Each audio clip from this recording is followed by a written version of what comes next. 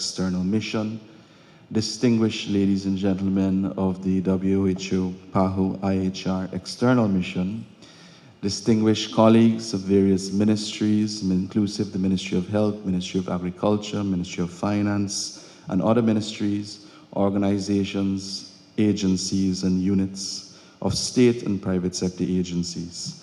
I'd like to welcome you to our very first voluntary external evaluation of the International Health Regulations core capacities, which is being held in Guyana. Ladies and gentlemen, my name is Dr. Anand Prasad. I am the International Health Regulations National Focal Point Coordinator, a very long designation which I don't intend for you to remember, but just probably remember as the IHRNFP. Ladies and gentlemen, for those who might not necessarily be au fait, which is highly unlikely, as we have had so many exchanges over the last few months relative to the International Health Regulations. But just for general purposes, the International Health Regulations would have been an agreement at the level of the World Health Organization and adopted in 2007 by several signatory state parties as a legally binding document. And in general, it deals with the response to pandemics. It enables countries to have the capability and the capacity to detect and respond to health emergencies and a number of areas across 15 core capacities. That being said, with changing times and the more recent COVID-19 pandemic, there has been a renewed interest in the IHR. And if we were to just look globally, currently there are 2 bureaus under the World Health Organization that are treating with the matter of the IHR. The first, referred to as the INB, or the Intergovernmental Negotiating Body, which is currently structuring a new pandemic treaty, which will be in support of the IHR. And then there is the Working Group on the International Health Regulations, which intends to provide or to amend the existing IHR. So there is renewed interest globally. Likewise in Guyana, it is also something that has been brought into attention following the COVID-19 pandemic and even before that. So what we intend to do in Guyana is the very first voluntary external evaluation of our capacities here in Guyana to see where we are, to acknowledge the changes that we need to make, and to implement those measures as required. Ladies and gentlemen, I'm not scheduled to give any opening remarks, so I'll refrain from doing so.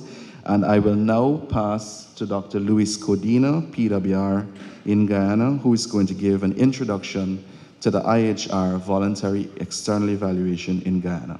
Dr. Codina.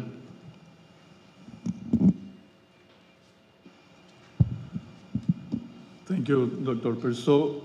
Good morning, ladies and gentlemen. Dr. Ramsamy, Advisor of the Minister of Health, Dr. Singh, CMO, Dr. Persaud, Dr. Marlo Liebel, External Mission Leader, and Dr. Mariam Bullock, co-lead of the team. After a little bit later, they will be introduced by Dr. Liebel, and you will know each one of the team that is coming to work together with the national team. Let me tell you that this voluntary external evaluation that incorporate 15 capacities plus 1, that is included as immunization, it's very important, and we are sure that will impact directly on the health systems of all the country, not specifically just for the international health regulation, but in all the health system around the country. The mechanism is voluntary. It's an evaluation, and let me tell you that always the evaluation incorporates risks, the risk that the result could be used to criticize or blame the team or the different areas. That's not the case.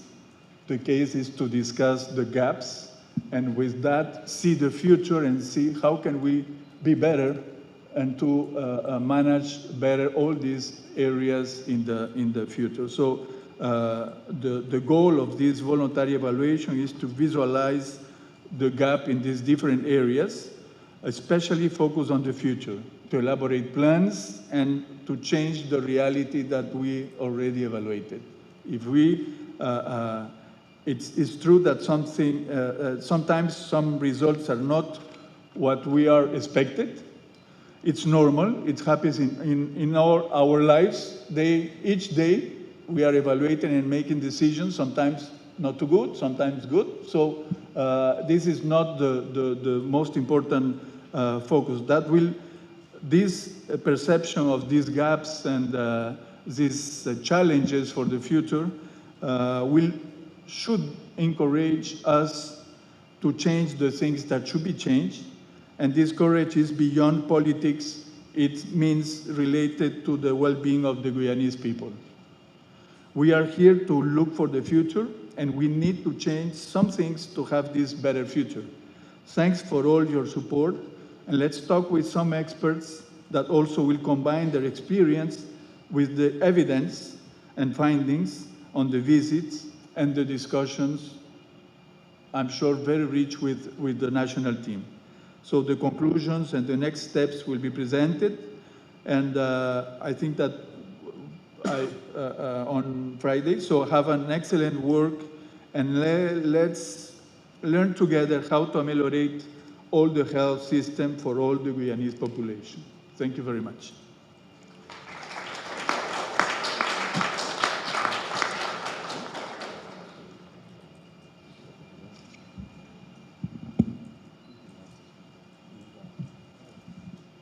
Thank you very much, Dr. Codina. Definitely important remarks, and as mentioned, it is beyond politics. It is more so to cater for the development of Guyana's future and our healthcare system. We have a developing healthcare system, and of course, it is best now to identify those key gaps within the system, cross-cutting across sectors, and to be able to treat with those matters in the most urgent and efficient manner.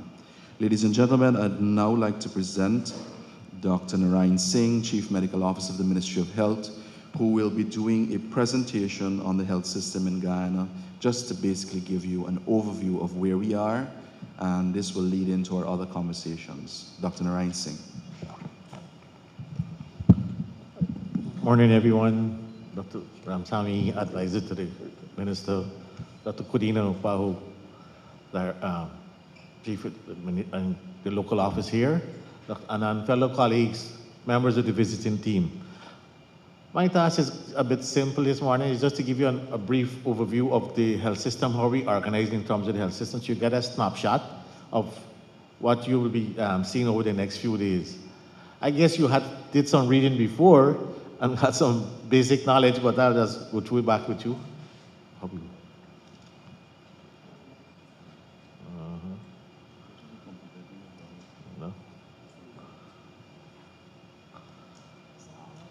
On?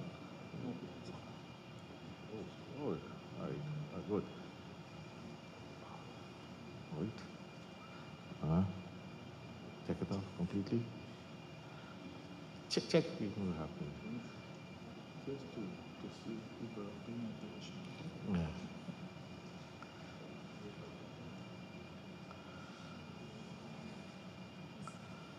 Technology sometimes can be a little troublesome. Yeah, that the technology of the marriage is not that's kind You could change that.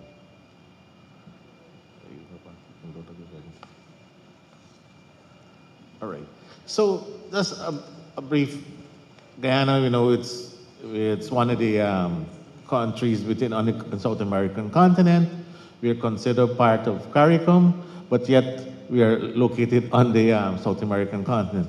We're one of the 4 English-speaking countries in South America, non-Spanish-speaking countries in South America.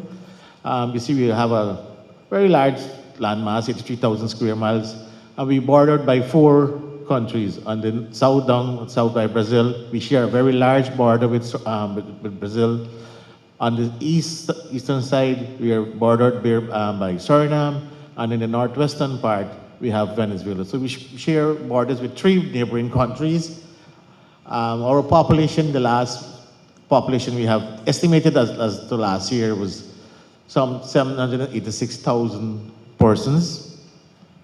And we made up of basically 5 main ethnic groups. Previously, we considered a land of 6 races, but now we have 5 ethnic groups. We have the East Indians, which made up basically the proportion, and then the Afro-Guyanese, the mixed population, Amerindian, and the others, which is a mix of some Portuguese, some Europeans who are still here, and some of the Chinese. Our official language here in Guyana is English, but as you go around some of the country, you will hear there's a Creolese twist to some of the English. So, and they're considered they're speaking English. For purposes of administration, the country is divided into 10 administrative regions, 1 to 10, and they're basically based on whether they're, on the 10 regions, we have what we call hinterland regions and coastland regions. The coastland regions are region 2, region 3, region 4, 5, and 6, and the hinterland regions are region 1, 7, 8, 9, and 10 to extent, which has a mixture of both hinterland and coastland features. And this is something you need to understand as you go around do the evaluation. Each region is administered by what we call a RDC, which has its own structure. Where you have a chairman, then we have a regional executive office, and you have different departments, like a health department, you have an education department. So they have their own budgets, and so the system is kind of decentralized. It's not run centrally, but they still take advice from the central ministries. Next slide.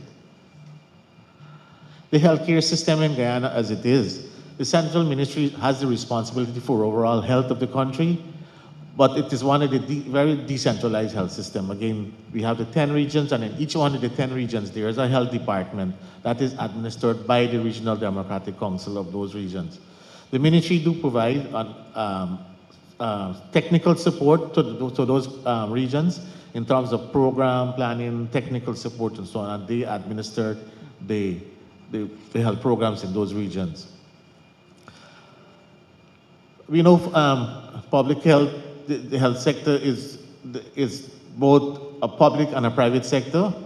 The private sector do contribute, but in the public health sector, it is mainly free. And it's totally financed by the government through a government budget. We do get some grants and loans from international organs for special programs, but the bulk of the financing for the health sector is through government support. So, next slide. Right. I think you go back up, go back up again. No, come back down. Right. All right, so in the health system itself, we have 5 different levels. So the health system is at level 1, level 2, level 3, level 4, level. Level 1 in terms of healthcare, how we provide healthcare is at 5 different levels. So level 1 is the lowest level, which is basically the primary care levels.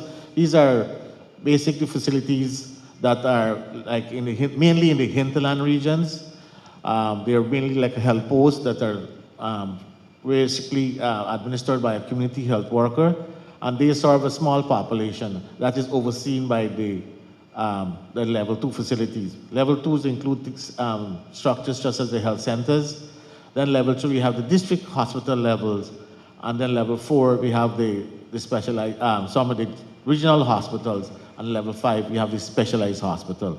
We have in total of 385 health facilities in Guyana at the different levels. So we have like 4 main specialized hospitals. The Darshang Hospital is one of our tertiary healthcare facility. We have a psychiatric hospital. We have which is another specialized hospital. We have a geriatric center, and then we have a specialized disability center. Those are specialized facilities. Next. Within the ministry itself, we have programs, 8 programs where we administer healthcare services to the region. We have 8 running programs. Program 1, which is basically policy and administration, that includes the minister's office, the CMO office, and the permanent secretary office. We do basically administration and policy direction.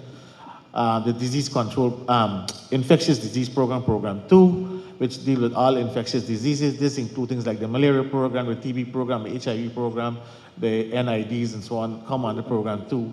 Program 3 is the primary care, which is a very big program that within the ministry. It's included the maternal and child health department, which includes the immunization program. We have environmental health. We have the dental program. All those come under program 3. Program 4, another big major program within the ministry is the regional health services. That department supervises and provide oversight to all the 10 administrative regions, the health department. Then we have the technical standards and technical service that oversees things like the radiology unit, the health facilities, licensing, and those technical services.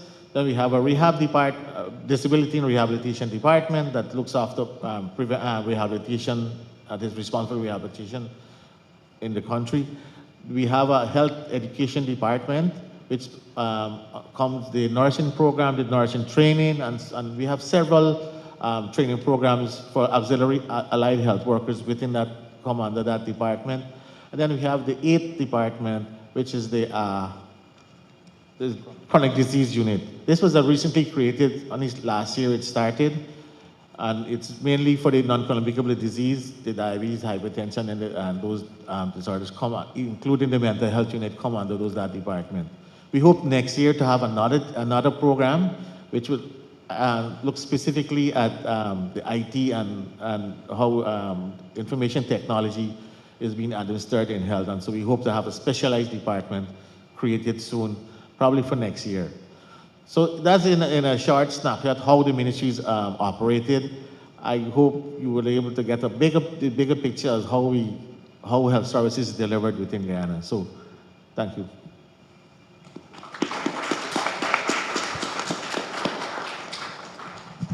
Thank you very much, CMO. Of course, there's a lot to digest, and I hope that our distinguished colleagues visiting would have been able to go through the content before, and of course would have been given a little bit more insight with CMO's presentation. So thank you very much, CMO. Now we'll pass to Dr. Marilu Libel, who is the IHR Voluntary External Evaluation Mission Team Leader, who will do a presentation on the experts that have joined us today and probably go through their biographies. So Dr. Libel, I invite you to take the microphone. Maybe we can welcome Dr.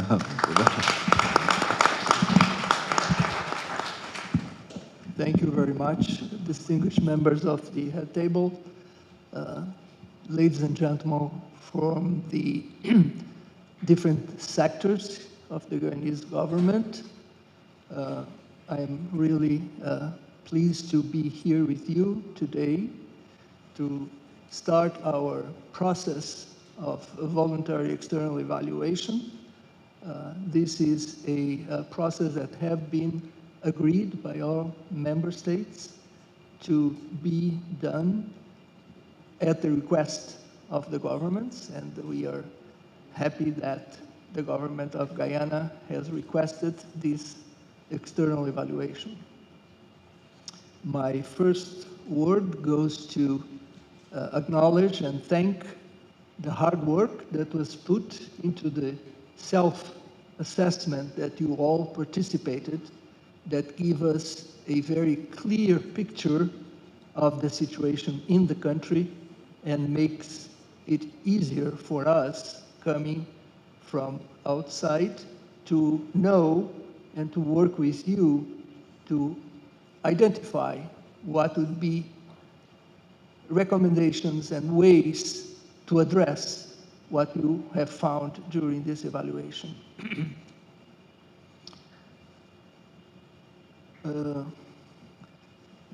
Today we are here with a very, very expert team of external evaluation to work with you, but our purpose is to make sure that you, the Guyanese experts, are able to tell us what really is the situation and how you would like to address. It's a joint effort, and that should be the main purpose of our work here.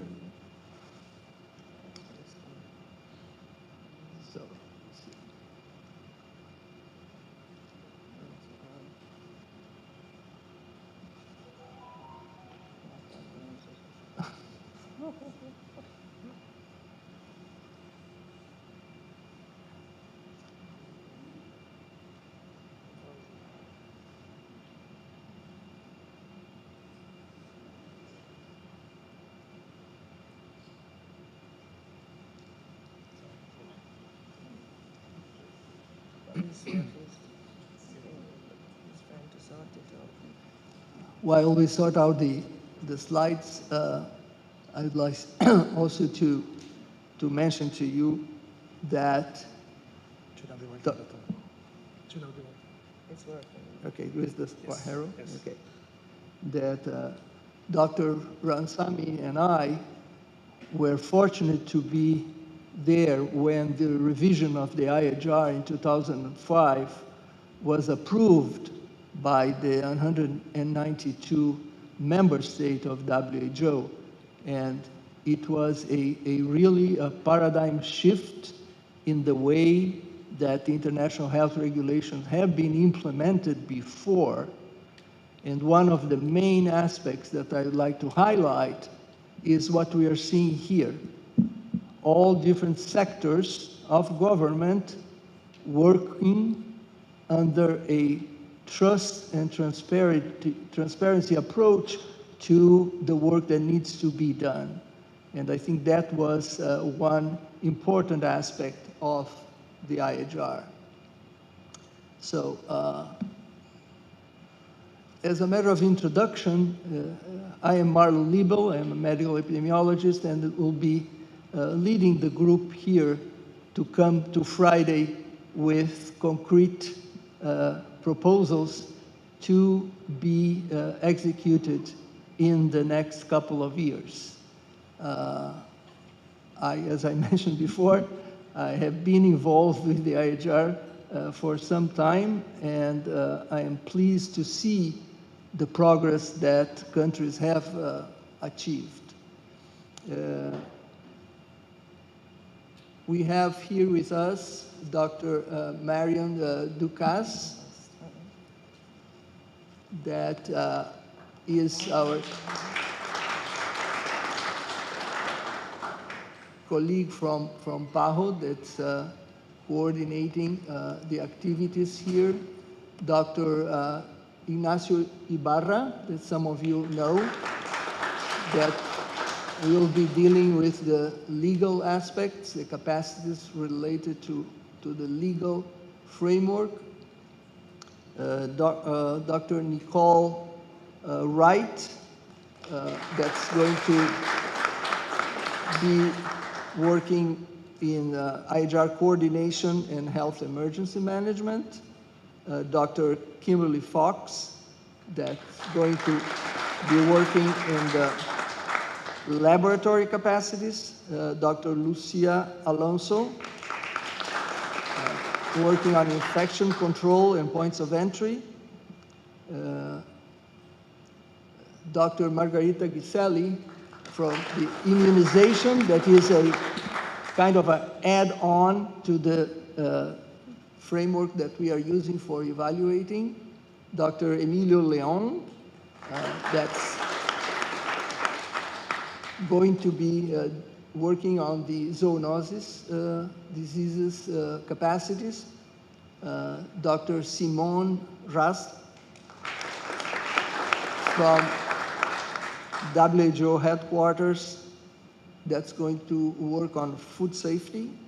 Mr. Palmer, Mr. Sanchez Palmer from Jamaica, that's going to help her with two capacities that are most of the times really not touched by these evaluations, chemical and radiation emergencies. And then we have our support group here in Guyana, our friends from the PAHO office, and Javier Roche from the duty in DC, Miss Lorna Burrell. You have met Dr. Codina before, and Rainier Escalada.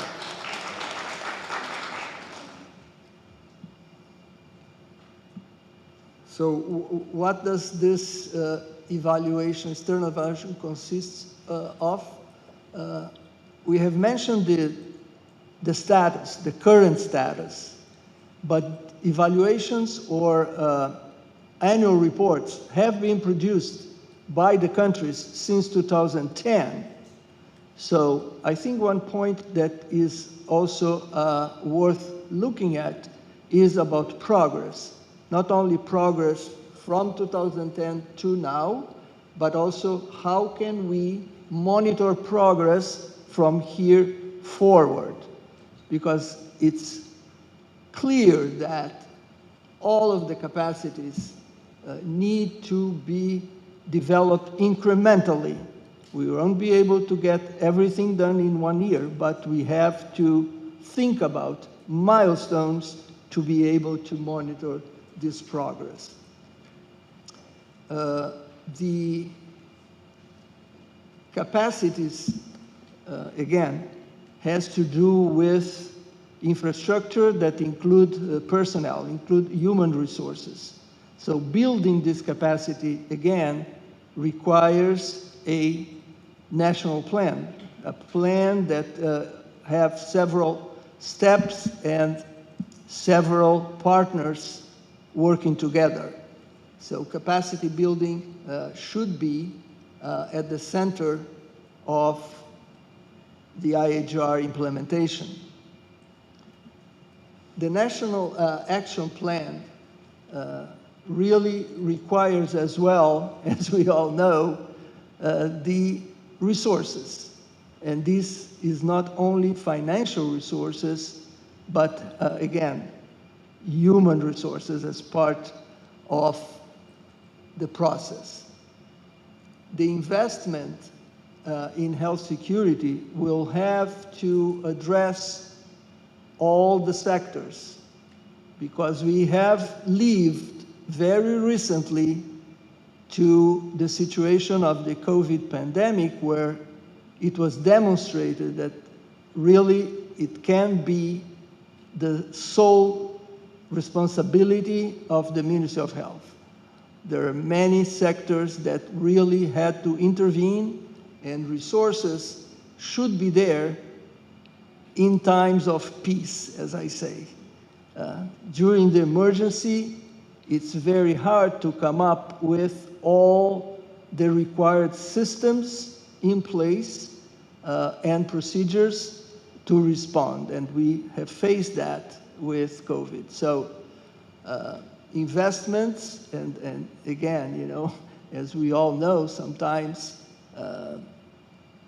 expenditures are seen as expenditures and not dealt with as investment in human capital. That's our work in the social sector, and we should address that.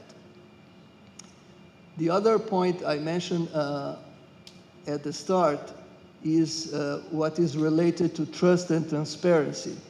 That goes internally in each of the sector, between sectors, and between government and civil society.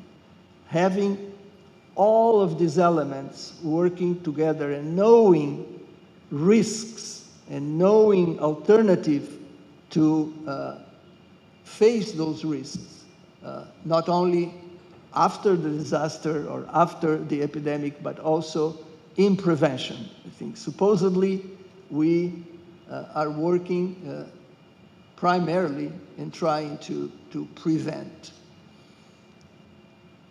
And how can we learn from this interaction? Each of the sectors have a different context where each one works, and we can learn from each other.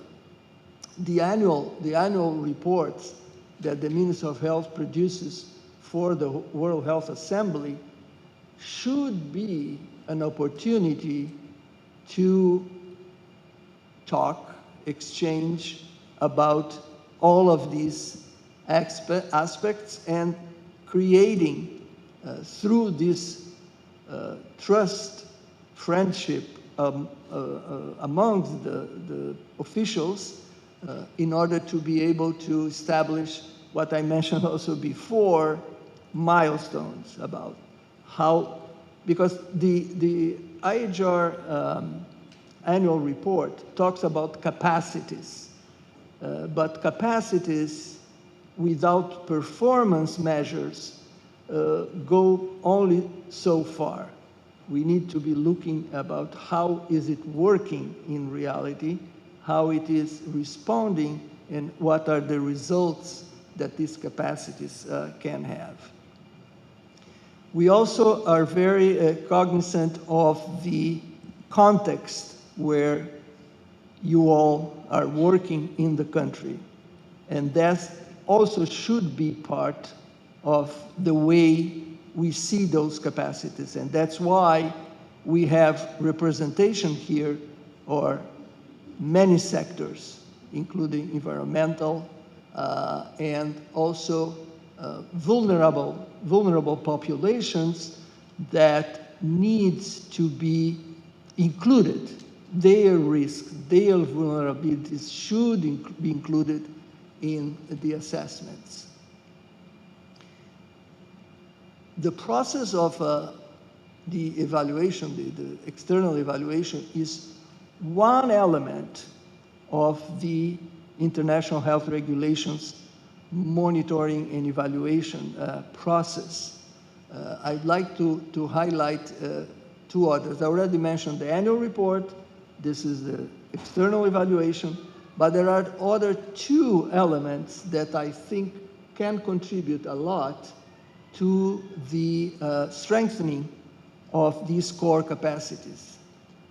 One of them is the after or inter action reports. And again, the COVID pandemic gives us an opportunity to look into what happened and how can we do better next time.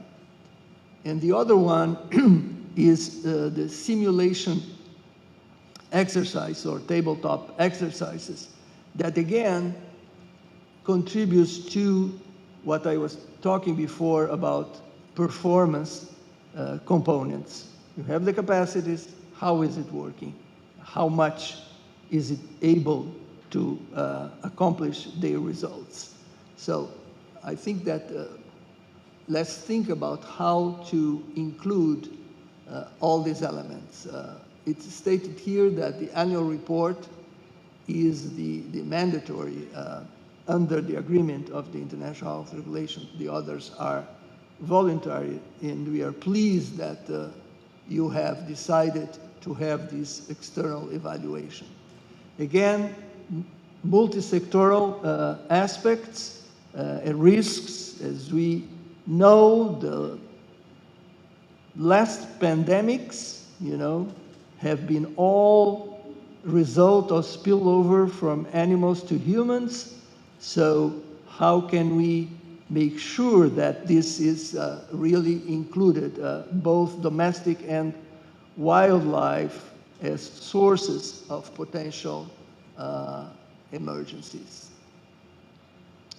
We are going now to start this self-evaluation, again, based on your self-assessment. And it's important to make sure that what you have found in your assessment, and sometimes the process of doing the self-assessment, I'm sure have taught you a lot about the other sectors. That has been my experience when we were working on the influenza pandemic preparedness plans that we brought together all the sectors, and then we realized that there are activities and resources in other sectors that we didn't know. So the self-assessment is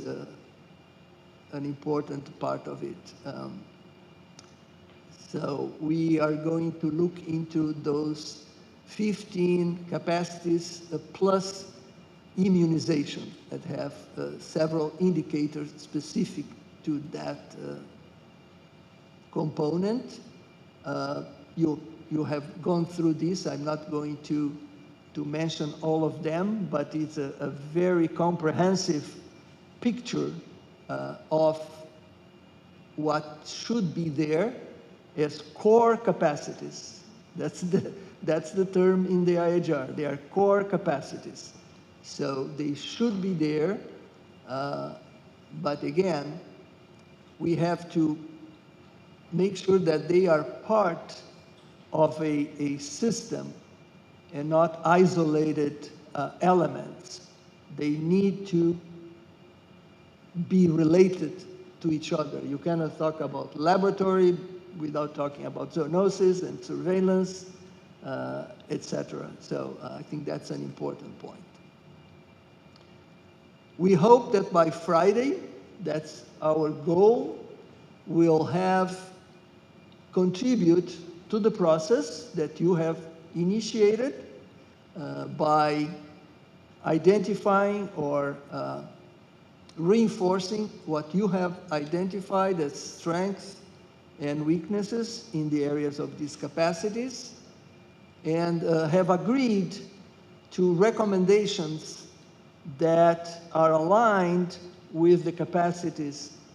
And also immunization is plus because they are not part of your regional tool, but it's an important element for prevention. And also in a couple of weeks after we are finished with you on Friday here, the mission report that's going to have all that was discussed plus the recommendations. So with that, I'll have we start our hard work during these 5 days together. Thank you very much.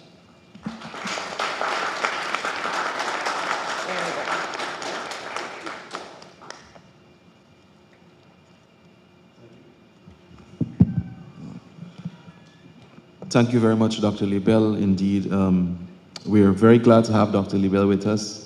My understanding is that he went through a lot to get to Guyana. So thank you very much for being here with us.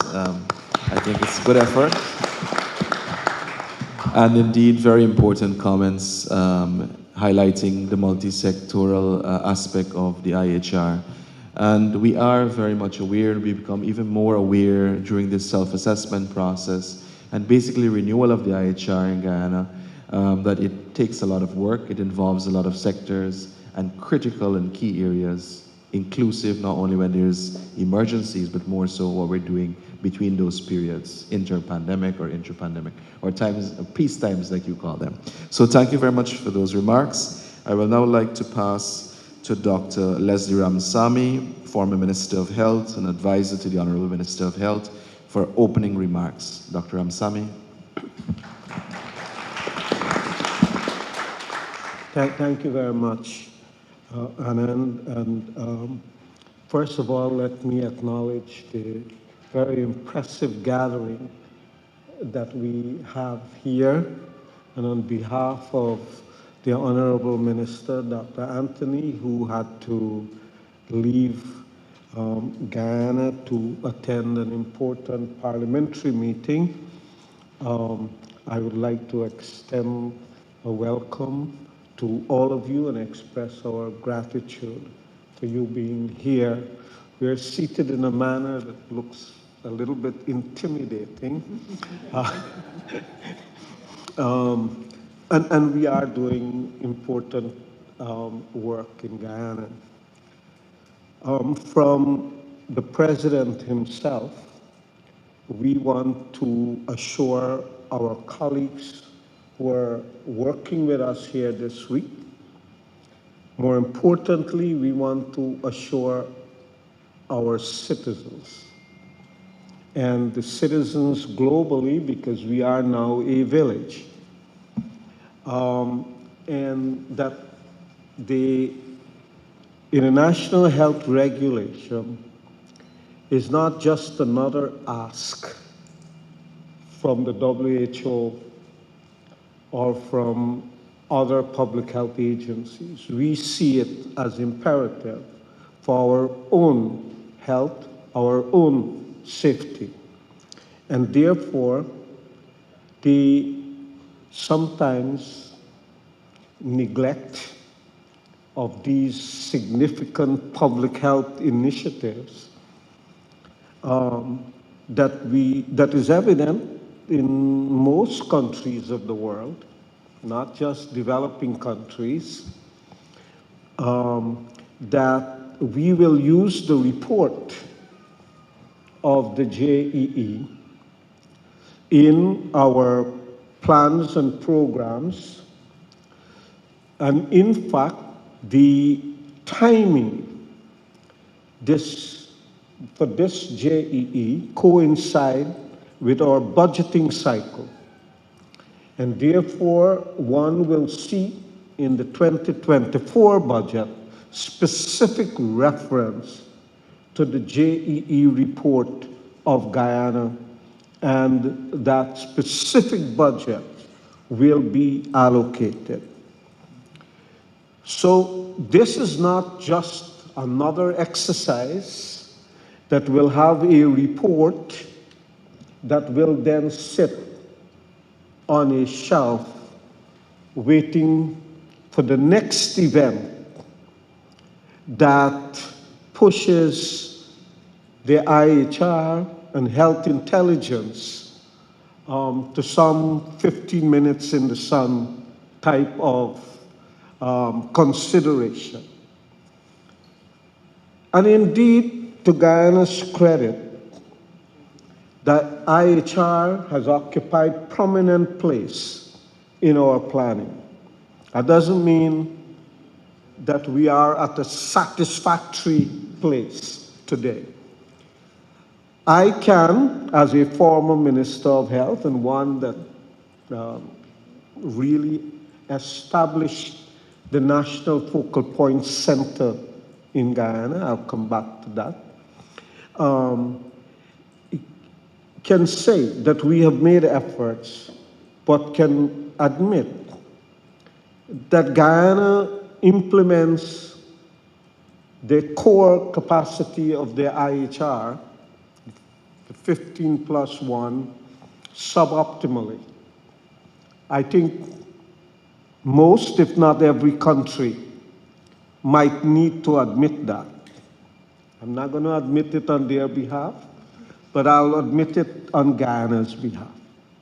Dr. Leiber will tell you that when we passed the resolution adopting the 2005 version of the IHR, that we had all made a commitment. 196 parties signed on, that by 2010, we would have all completed our JEE. Don't know many in this room will remember that.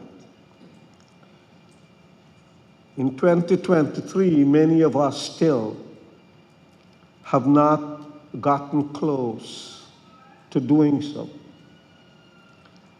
I am happy that we, in 2023, will not be one of the countries that will be listed as still not having completed our JEE.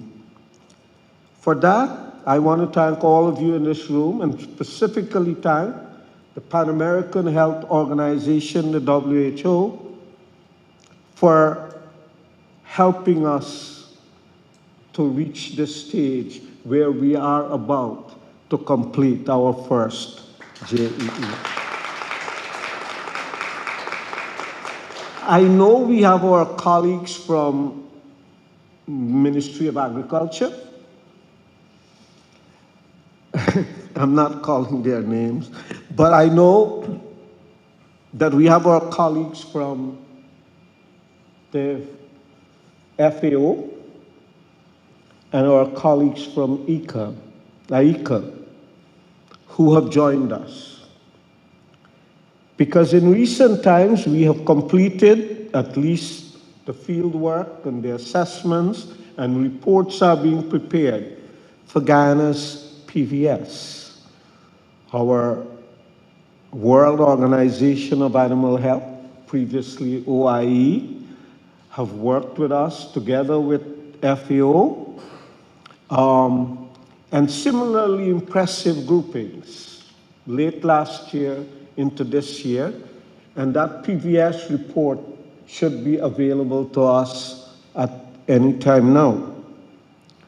Our colleagues from PAHO WHO, from the FAO, from AICA, together with partners such as US CDC, CARPHA, our own Caribbean Public Health Agency, PANAFTOSA in Brazil, have been working together as we elevate and expand our efforts to concretize the One Health approach in Guyana.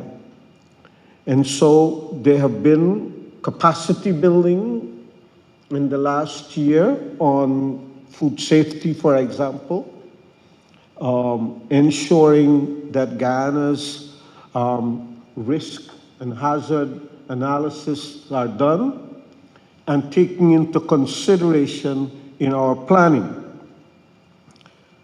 All of this has been made possible. The added attention, the treatment of these things as national imperatives have come because we have partners who have worked with us other than the ones we have talked about. And so let me take a second to express our gratitude to our colleagues from the World Bank.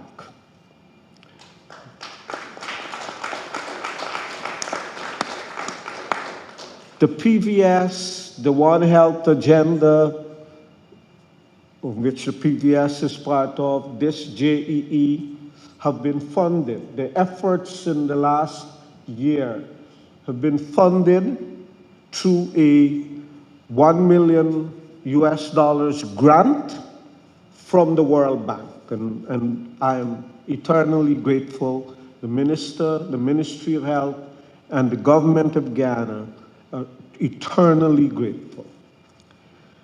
This grant has been used to ensure that the many discussions and the ambition of Guyana to pursue a health response that is based on One Health it is not just talk, but that we are implementing our programs. The IHR that we together, and there are others in this room that had the discussion back in the early 2000s, and starting from 1997, that we were addressing, that came to us from 1969, I believe, was a disease-specific IHR. If I recall, the first one 100 years ago was to deal with cholera, yellow fever, and the plague. Am I correct? In 2005, in the discussions we had, and I'm grateful to the many colleagues from the Caribbean, Dr. Dukas, minister at the time, I believe it was Dr. Juner. Dr. Juner, and colleagues, Dr. Walcott, who's again Minister of Health in Jamaica, in Barbados, sorry, Dr. Slater from St. Vincent. The Caribbean ministers played a significant role, together with ministers from other countries, to transform the IHR from disease-specific to health intelligence. And so the IHR, we are trying to ensure we fully implement all the core capacities, is one that is trying to build health intelligence so that we are better prepared to deal with the existential threats that threaten our country and countries around the world, such as climate change, such as antimicrobial resistance. The NCDs have grown, and I think you see a blazing headline in today's newspaper that says 74% of the deaths in our country caused by the NCDs. I'm glad that the newspaper found it such a big news to place in the headline. But we've been saying that for the last 20 years. And nevertheless, even if it's 20 years later, it's an intelligence that helps us to improve health. And for me, I want to posit here this morning, I know Minister agrees with me, we are working at this, that whilst we haven't talked about it in this context, health information systems such as the electronic health record should be sitting at existential threat level, because we failed with the MDGs. I think it was MDG 8 that talked about technology transfer and information technology. If there is one thing that demonstrates the inequity that exists in the world, it's our use of information technology. Our capacity to utilize information technology. And the disparity between developing countries and developed countries with information technology is a global security problem and is a global health issue. We cannot really discuss IHR without talking about resolving the inequity that exists in terms of the use of information technology. The fact that large numbers of countries in the world does not have a basic electronic health record, an indictment of the global development agenda. I want to use this occasion today, as Ghana completes our JEE, to say that there has to be a more aggressive global effort. It probably is some blessing this morning that as I'm speaking on this matter, the director of the Pan American Health Organization,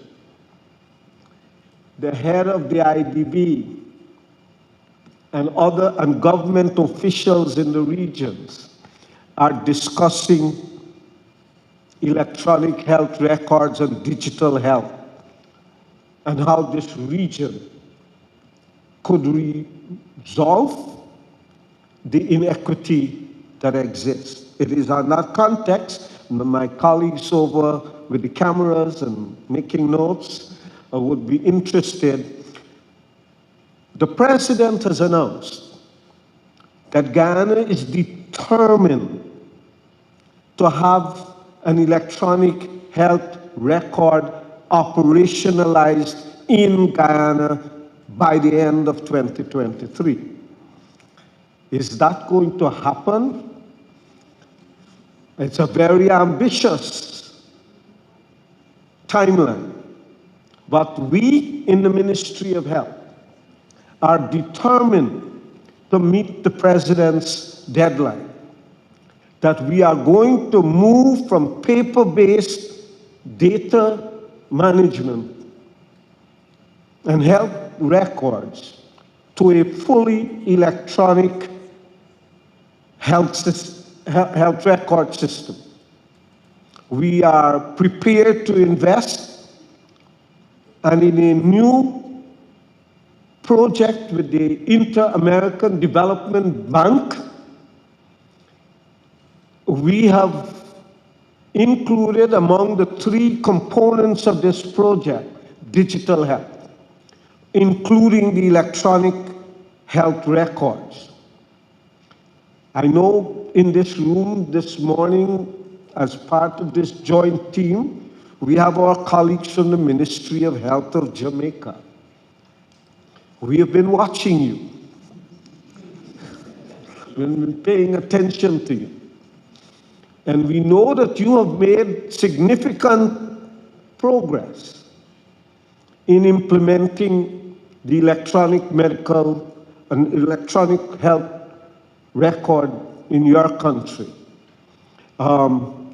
We are learning from that experience. And we are going to try our best, let me just say that we will have in place at the Georgetown Public Hospital, at other hospitals in our country, other clinics, and our laboratories, such as the National Public Health Lab, such as the Zoonotic Lab at the GLDA, electronic health records that will help us to, in real time, gather information and make our health sector more efficient. As we speak today, don't want to use the word ravage, but I do know that among the health challenges we face in the Americas today is the continued increase in cases of dengue. Our colleagues with the cameras are going to be much more attentive right now. Because the dengue has been increasing not just the last few months. This region has seen a phenomenal rise in dengue in recent times. Globally, dengue from 2000 to now has increased by more than 1,000%. From around 500,000 recorded cases annually to now more than 5 million. And even with the limited reports that we are gathering in 2023, we are going to exceed that 5.2 million easily this year. The Americas will have its highest ever recorded dengue cases in 2023. It is already almost surpassing 2022. But none of us in this room, and none of us in any Ministry of Health in this region, could say for certain that we know the exact extent of the dengue problem that we are confronting today.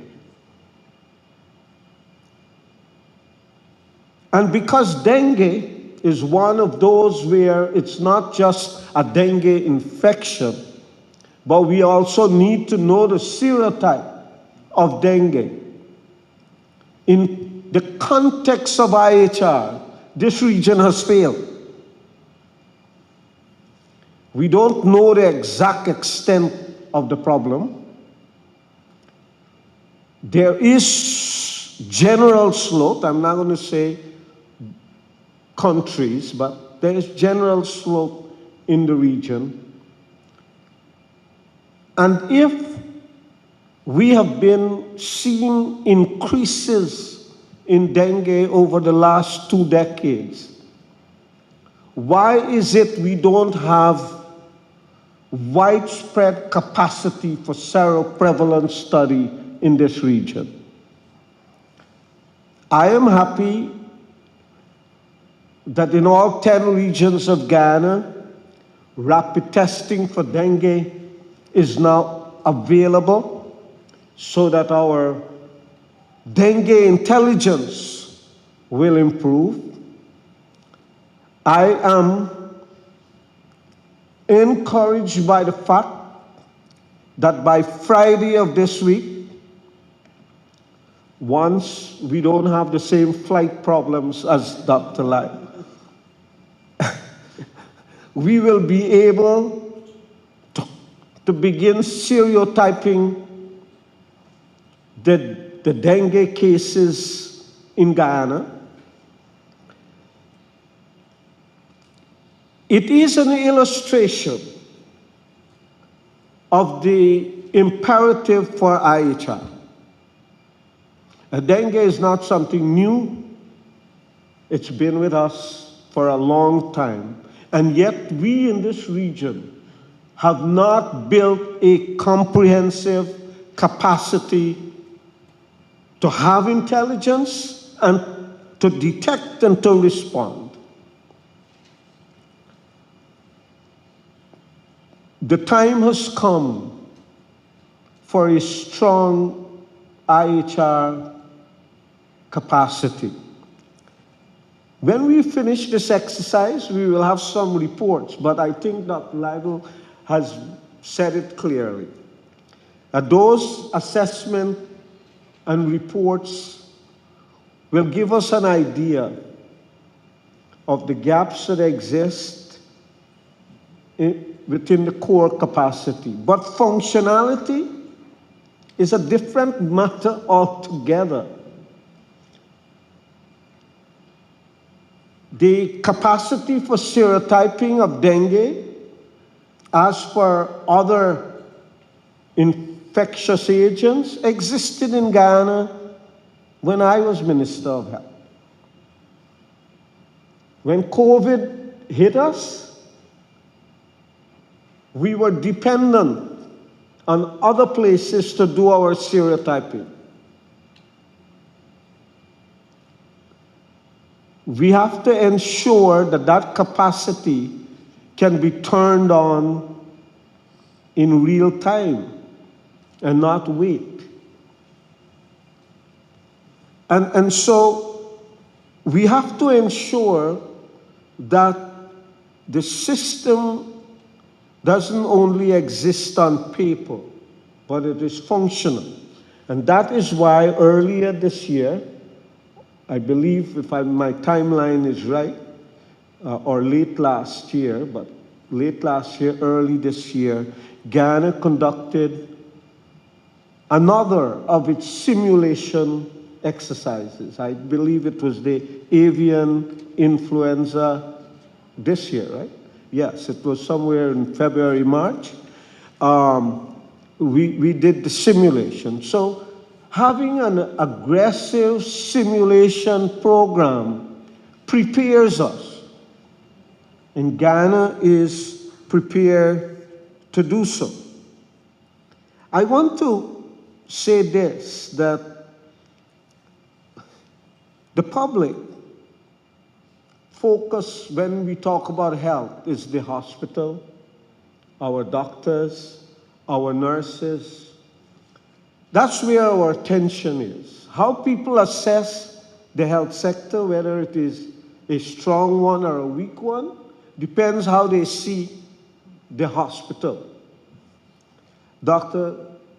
Narayan did not go into some of the financing detail, which is also an important core capacity of IHR.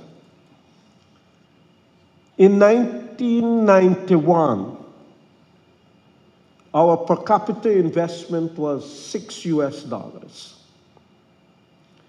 And virtually all of it went into the hospital.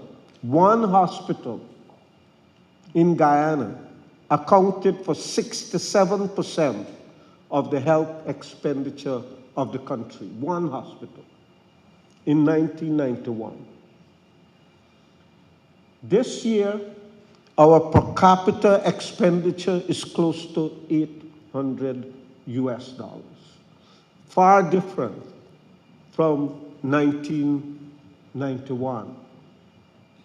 And whilst the public's perception of the health sector in Guyana and around the world will continue to be focused on the hospital and whether you can be diagnosed and treated and the kind of treatment you get.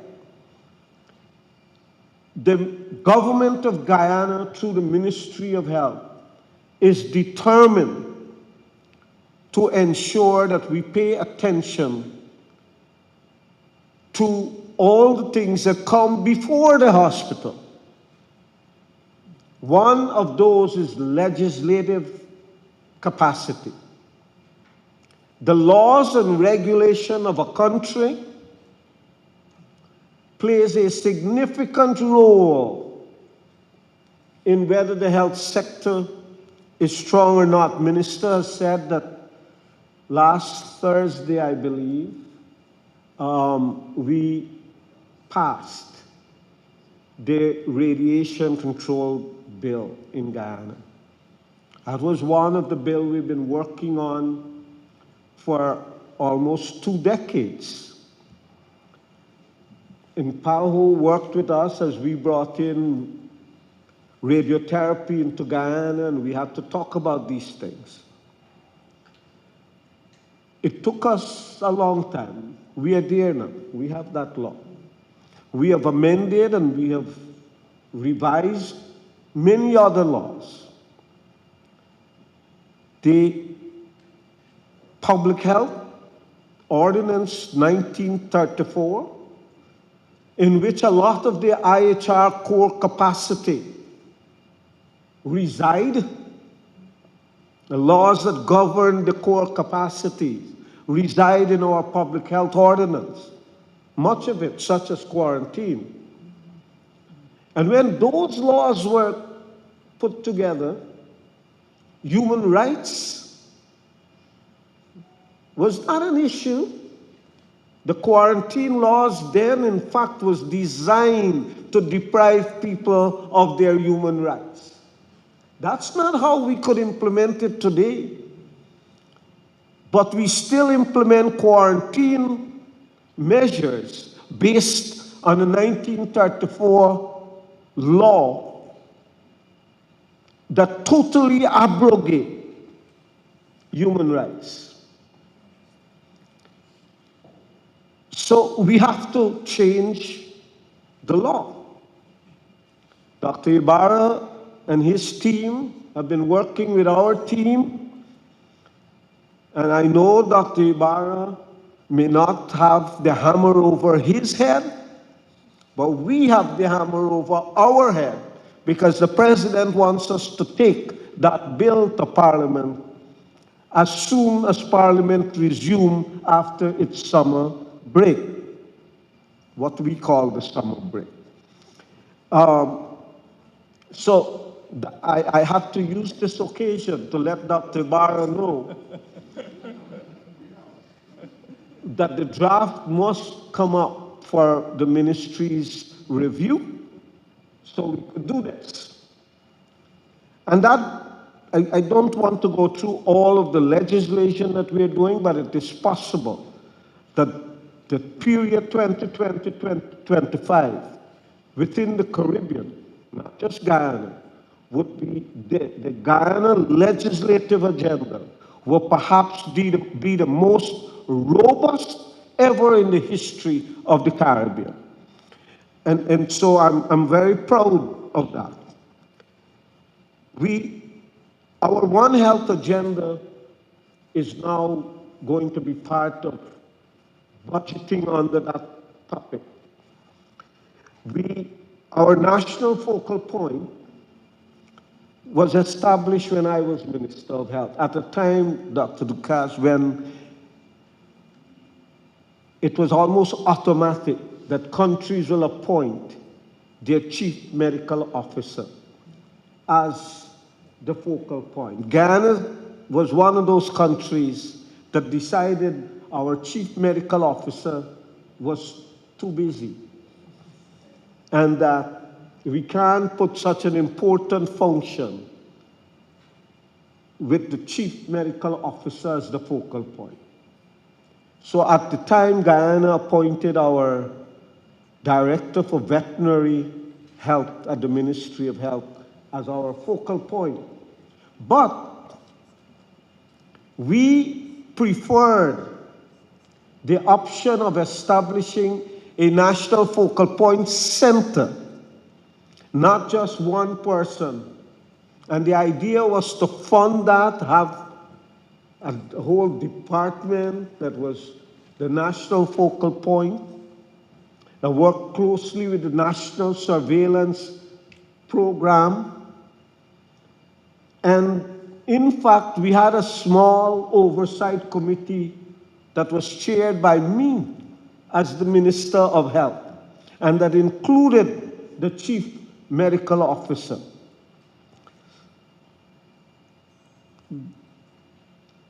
Soon after I left, the prominence given to it was diluted, and by 2020,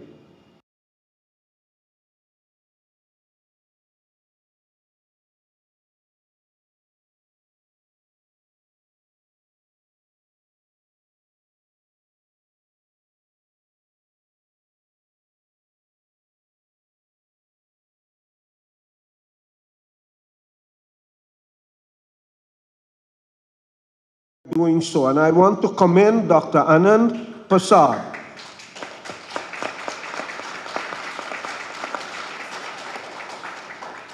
because he has taken this with the fervor, and it is the first time, I believe, that we have a national focal point that has made the IHR discussion point within the Ministry of Health, Ministry of Agriculture, and citizens know that there is something called IHR because of the work he and his team have been doing. The laboratory is critical, and we are making significant investment in the laboratory. We started the National Public Health Laboratory with support from PEPFAR. For those who have forgotten the contributions of PEPFAR in the developing countries, Guyana's National Public Health Lab, together with those in South Africa, in Ethiopia, and so, was established. I was a little jealous, Dr. Fox, when during COVID, the South African Public Health Lab gained international prestige, because Guyana's public health lab should have been on the same level.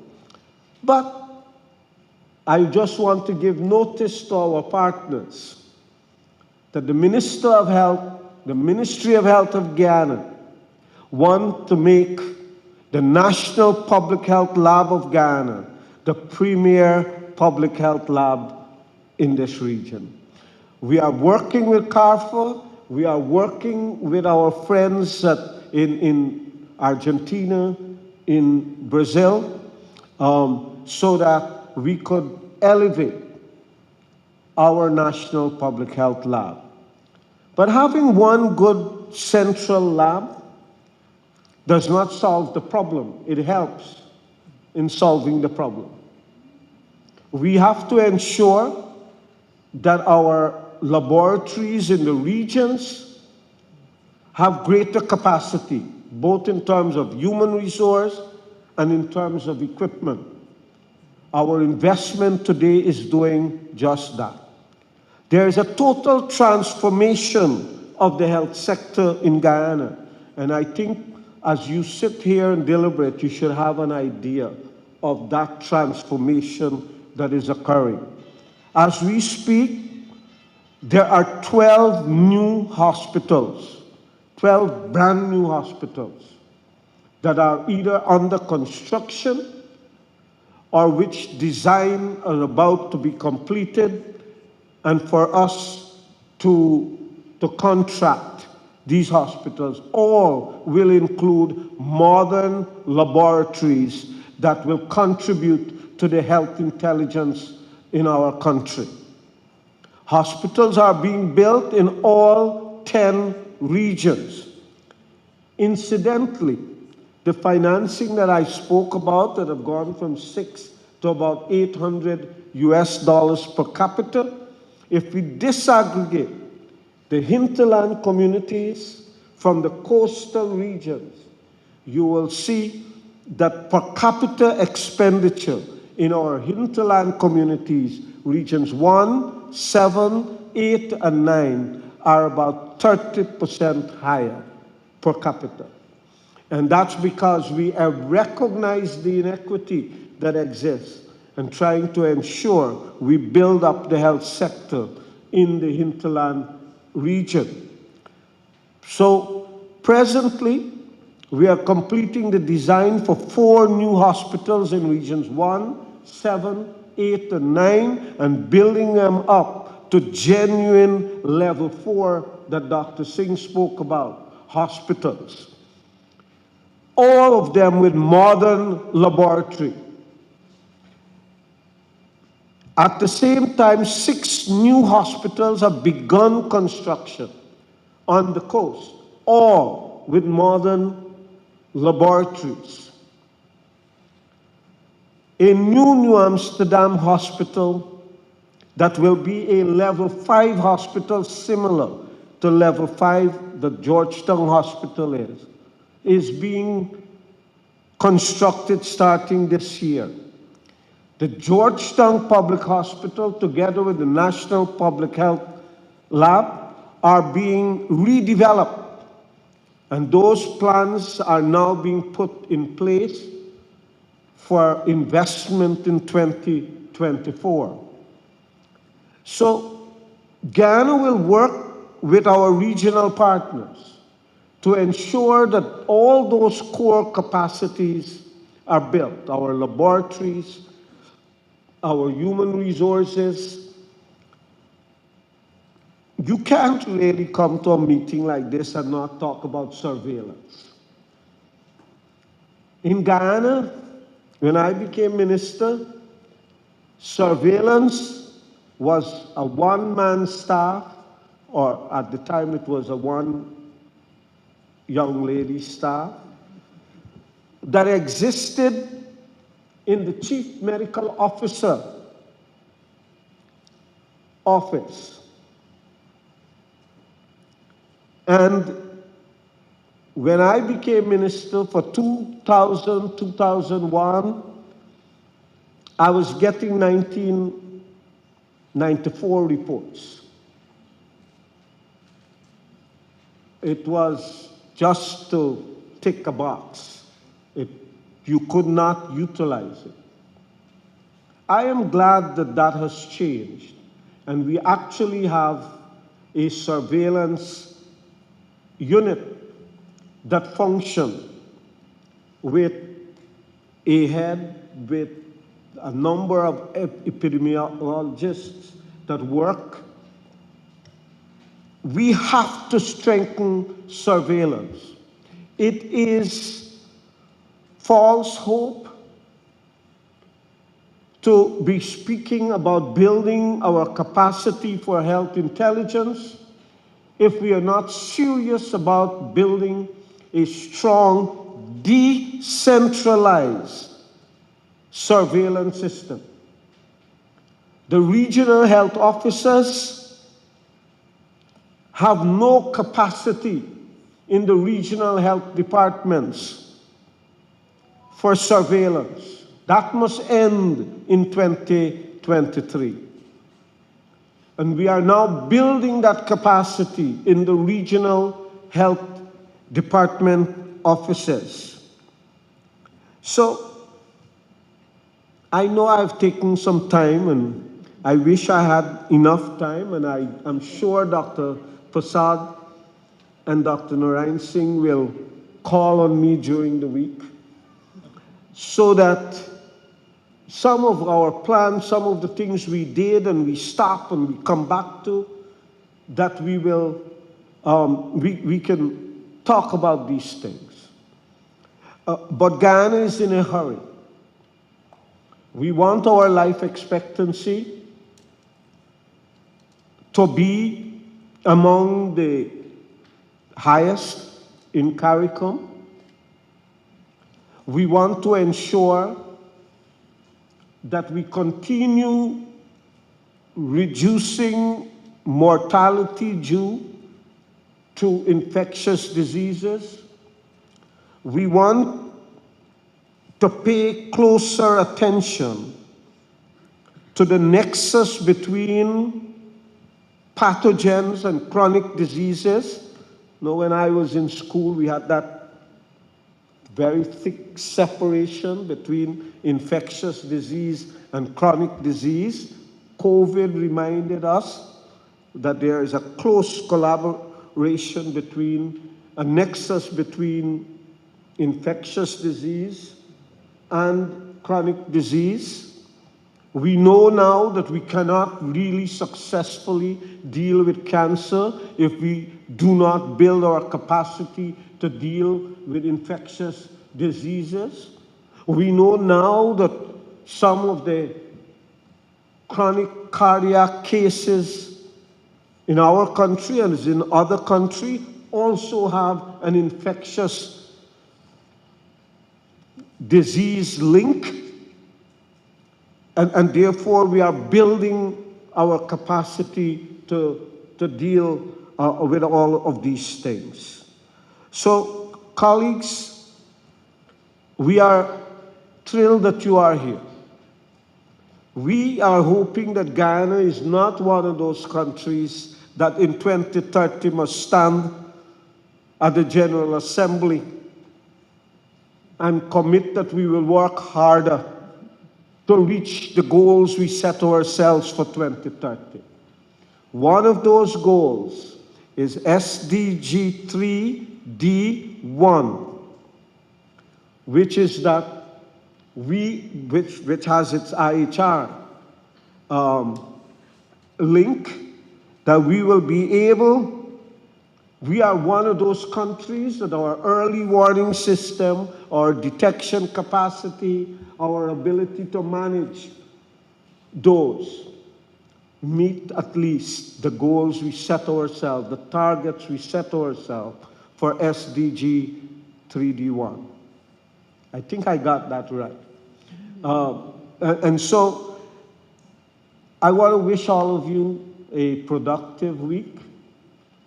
I hope that amidst the hard work, you also get to enjoy some of Guyana's hospitality. For those of my colleagues here in Guyana, you have an obligation to contribute to this discussion, but to show our colleagues from the Caribbean, from the US, from other countries, our very highly regarded Guyanese hospitality. So you are our ambassadors this week. Thank you all very, very much. On behalf of Minister, God bless.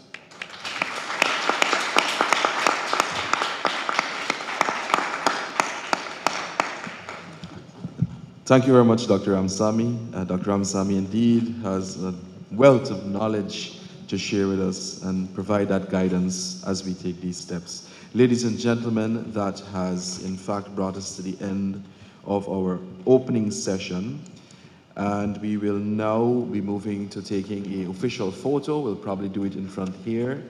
And just right after that, I'll encourage our colleagues to depart from the room as preparations are made for the next activity, which commences with the actual voluntary external evaluation exercise, starting with component 9, infection prevention control, followed by surveillance, and then points of entry and border health. So ladies and gentlemen, we'll take the photo, then we'll depart from the room. To all the colleagues that have joined us this morning for the opening session, especially Dr. Leslie Ramsamy, Dr. Narayan Singh, Dr. Kodina, and the various representatives and heads of departments, thank you very much for joining us, and we do hope that we have a successful session over the next week. Thank you very much.